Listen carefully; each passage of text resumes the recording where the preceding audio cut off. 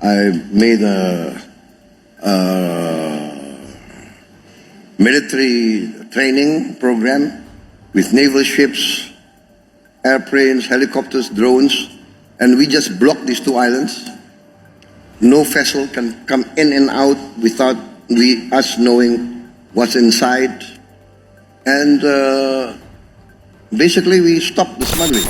Bandara Morowali ilegal. Penjajahan yang diresmikan di era Jokowi dibongkar Prabowo. Pasukan khusus dikirim Prabowo ke Morowali rebut kembali bandara demi kedaulatan negara. Purbaya dan tim mulai audit besar-besaran, potensi kerugian negara triliunan. Apa lo mau bilang kalau Jokowi nggak tahu apa-apa tentang bandara itu? Kagak mungkin. Kalau dia nggak tahu apa-apa, kenapa diresmiin?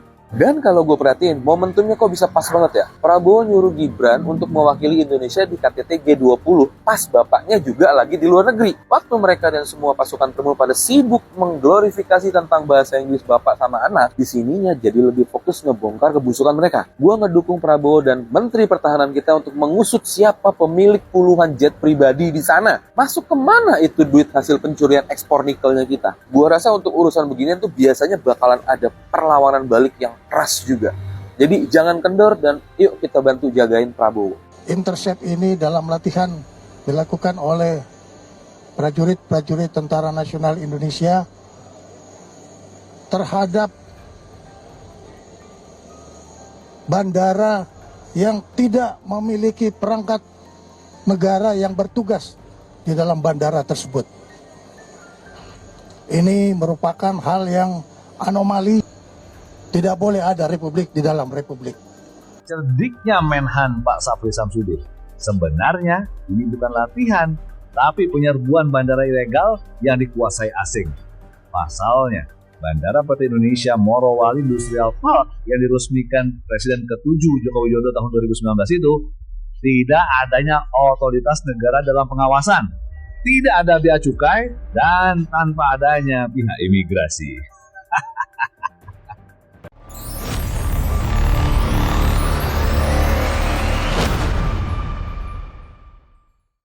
6 tahun lalu, 24 Oktober 2019, Presiden Jokowi tersenyum lebar di depan kamera sambil berkunjung ke Morowali, Sulawesi Tengah, meresmikan Bandara Maleo di Bumi Raya. Tapi tak jauh dari kawasan itu, 85 km di Bahodopi, dibangun Bandara IMIP yang beroperasi sejak 2019 era Jokowi dan diresmikan oleh perusahaan PT Indonesia Morowali Industrial Park IMIP, bukan oleh Jokowi secara pribadi. Konon, ini bandara khusus untuk mendukung hilirisasi nikel, dan mustahil jika presiden saat itu tidak mengetahuinya. 6 tahun kemudian, Menhan Syafri Samsudin mengucapkan kalimat yang seharusnya diucapkan sejak 2019.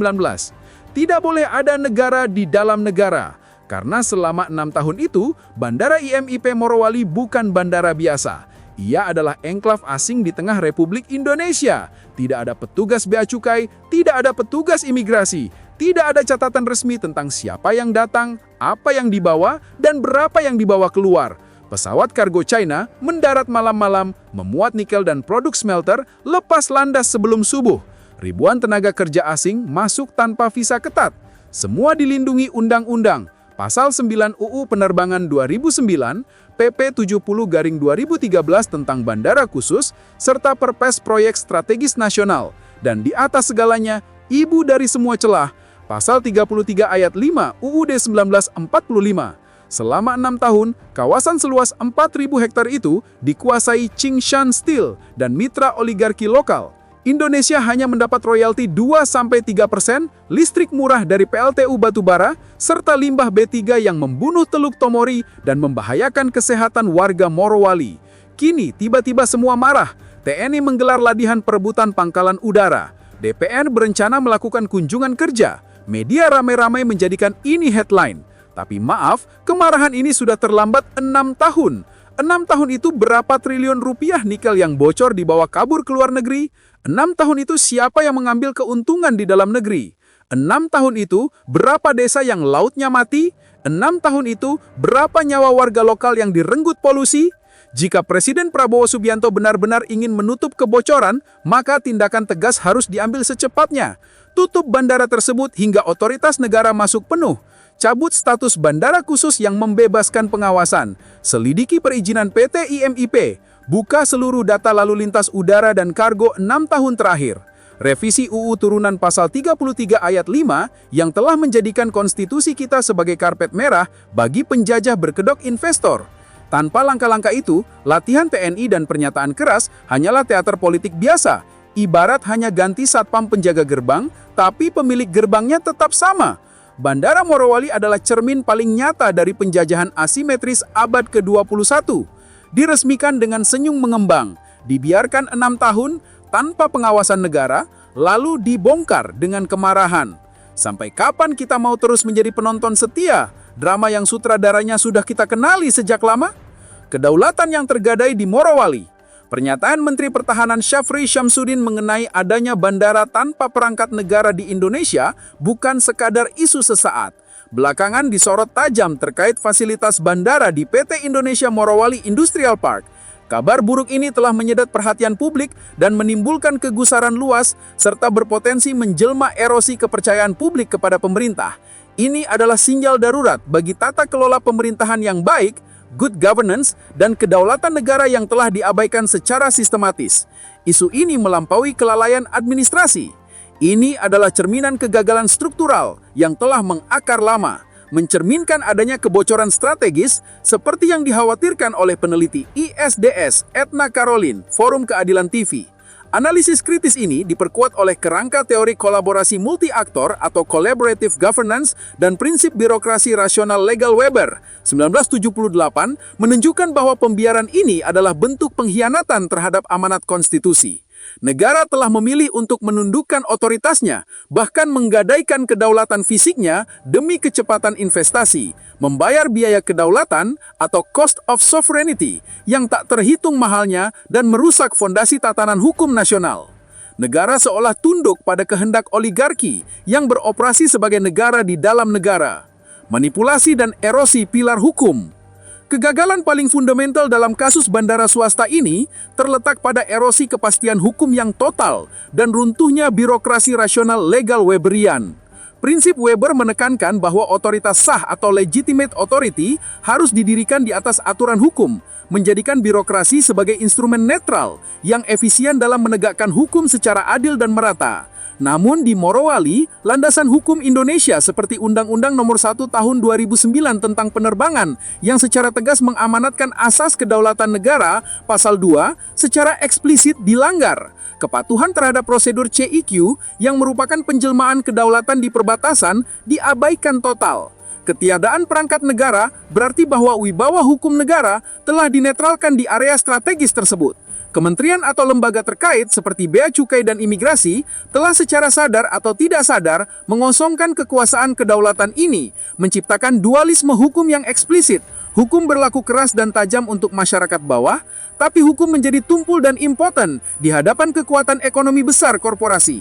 Situasi ini adalah perwujudan kegagalan teori kolaborasi multi-aktor yang diungkap Ansel dan Gash. Kolaborasi yang ideal seharusnya melibatkan pemangku kepentingan non-negara dalam proses pengambilan keputusan yang berorientasi konsensus demi tujuan politik publik.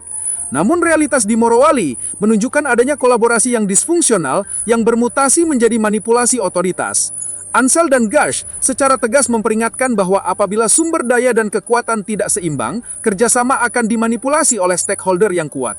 Di sini, kekuatan modal besar korporasi telah mendominasi narasi dan implementasi di lapangan. Pemerintah yang seharusnya menjadi stakeholder terkuat pemegang kedaulatan justru gagal menjalankan peran regulatifnya, bahkan tampak menarik diri dari medan kedaulatan. Hal ini menciptakan ruang bagi korporasi untuk beroperasi sebagai entitas yang kebal hukum di dalam wilayah negara sendiri. Kegagalan mendasar ini membuktikan bahwa cost of sovereignty telah diabaikan demi dalih jalur cepat investasi, pilihan kebijakan yang merusak fondasi negara hukum, hilangnya akuntabilitas, transparansi dan korupsi struktural. Erosi kepastian hukum yang dipicu oleh kolaborasi disfungsional ini secara langsung dan telak menyebabkan hilangnya pilar akuntabilitas dan transparansi dalam Good Governance UNDP 1997. Ketiadaan pengawasan oleh perangkat CIK mengubah bandara swasta menjadi lubang hitam ekonomi yang secara inheren tidak dapat dipertanggungjawabkan. Kementerian Keuangan atau Bea Cukai kehilangan kontrol vital atas lalu lintas ekspor-impor, membuka celah lebar untuk manipulasi harga atau transfer pricing dan penyelundupan volume yang secara sistematis menggerus pendapatan negara bukan pajak, PNDP dan penerimaan pajak. Angka-angka kerugian negara berpotensi sangat besar dan bersifat berkelanjutan. Demikian pula imigrasi, gagal mengamankan pintu masuk kedaulatan tenaga kerja, berpotensi melanggar kuota tenaga kerja asing dan mengganggu pasar kerja lokal. Situasi ini semakin diperparah dengan rendahnya transparansi. Operasional bandara tanpa pengawasan negara bersifat tertutup, memicu budaya pembiaran yang akut dan indikasi kuat adanya potensi kolusi antara oknum pemerintah di berbagai tingkatan dengan pihak korporasi. Ketiadaan kantor resmi dan personel CIK selama bertahun-tahun di fasilitas strategis mengindikasikan kelemahan integritas nasional yang memungkinkan praktik gelap berakar. Dalam konteks good governance, pembiaran pelanggaran hukum di fasilitas strategis adalah bentuk korupsi struktural yang jauh lebih berbahaya daripada sekedar korupsi uang, karena merusak fondasi tata kelola dan runtuhnya wibawa negara. State, sebagai pemegang amanat rakyat, Eastern 2017 telah gagal dalam menyeimbangkan kebutuhan investasi dengan penegakan kedaulatan yang pada akhirnya justru menghambat tercapainya target penerimaan negara dan perbaikan tax ratio. Publik perlu menyanyukan tuntutan kritisnya kepada negara yang tak ternegosiasikan. Pernyataan Menteri Pertahanan harus segera ditindaklanjuti dengan menggelar audit kedaulatan menyeluruh. Pemerintah wajib mengharuskan penempatan permanen unit CIK berkekuatan penuh dengan biaya operasional dibebankan kepada pengelola bandara sesuai regulasi yang berlaku. Sementara, kegagalan untuk bertindak tegas, cepat dan tanpa kompromi akan mengkonfirmasi pandangan publik bahwa negara telah secara definitif tunduk pada kepentingan korporasi, sehingga semakin memperburuk good governance dan mengukuhkan status quo dalam arena kedaulatan yang telah terikis.